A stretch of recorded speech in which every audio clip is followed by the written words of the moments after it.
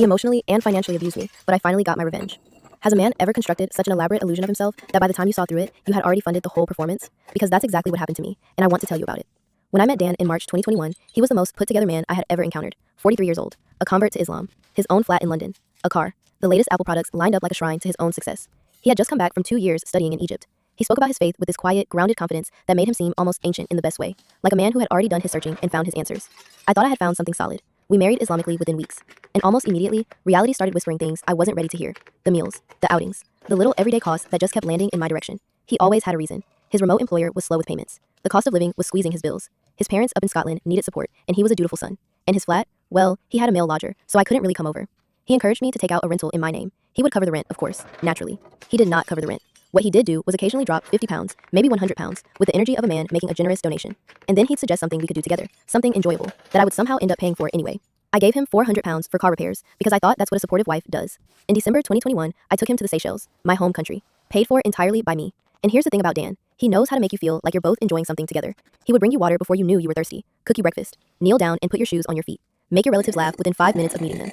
He made luxury feel shared, even when he wasn't paying a single penny toward it. 2 days after we landed back in England, he told me he had 2 other wives, one in Scotland, one in Egypt. I felt the floor disappear. 10 days later, one of them called me, Nadia, 50 years old, a civil servant, and 7 years deep into this man's orbit. She told me he was a serial manipulator hiding behind a religious mask. I wanted her to be lying. I really did. She wasn't. The flat he showed me on our first dates, her money. The car he drove, hers. The Scotland flat, she paid that rent too. She had even given him a credit card with a £2,000 limit. Every single prop in the image he had carefully built of himself, the self-made, spiritually grounded, independent man, had been purchased by the woman he told me was just a lodger. Nadia was the lodger. I stayed longer than I should have, paying over £1,000 a month in rent and bills while he contributed the kind of pocket change that was designed to just barely keep me from leaving. But something shifted in me eventually. Not loudly, not dramatically, quietly, the way the most important things always happen. I set a trap. I started talking about moving back to the Seychelles, building a life there. I painted the picture slowly and deliberately. The golden beaches, the lush greenery, the luxury we tasted on holiday. I talked about it like it was inevitable. I stopped reacting to his excuses, stopped clinging, became the most serene, unbothered version of myself I could perform. And that's when he started chasing me.